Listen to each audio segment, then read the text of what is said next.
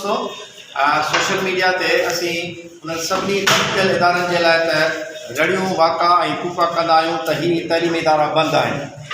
उन्हनि सभिनी सुजाग धुरियुनि खे गुज़ारिश रखणु चाहियां थो त जेके तइलीमी इदारा सिंध जे अंदरि प्राइमरी खां कॉलेज ताईं खुलियल आहिनि ऐं उन्हनि जे अंदरि ॿारनि जी जेकी इनरोलमेंट आहे उहा तमामु महदूद ऐं थोरी आहे, उन्हनि जे लाइ बि हू पंहिंजो आवाज़ु उथारनि। ही उस्ताद बुखारी डिग्री कॉलेज दादू है। इन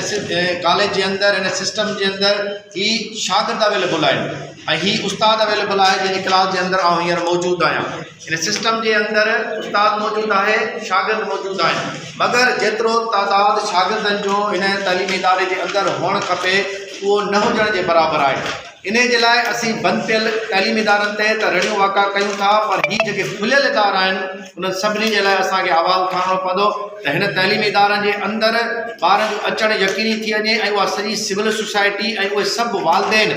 जेके मुख़्तलिफ़ वक़्तनि ते एतिराज़ात कंदा आहिनि तइलीमी इदारनि जे हवाले सां त स्कूलनि जे अंदरि, कॉलेजनि जे अंदरि, हाई स्कूलनि जे अंदरि तालीम नथी थिए, उहे सभु उन्हनि इदारनि जे लाइ हिकिड़ो दफ़ो ज़रूरु वञी ॾिसनि त उन्हनि तइलीमी इदारनि जे अंदरि उस्ताद मौजूदु आहे या न आहे, उन सिस्टम जे अंदरि उहे सभु शयूं मौजूदु आहिनि या न आहिनि। महिरबानी कयो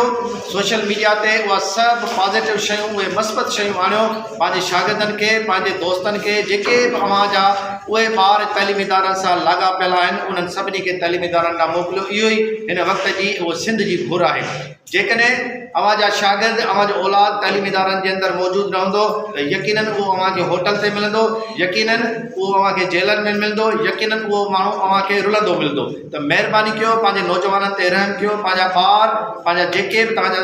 तइलीमी इदारनि सां लाॻापियल आहिनि उन्हनि खे तइलीमी इदारनि ॾांहुं पाबंद कयो, सिविल सोसाइटी ऐं वालदेन।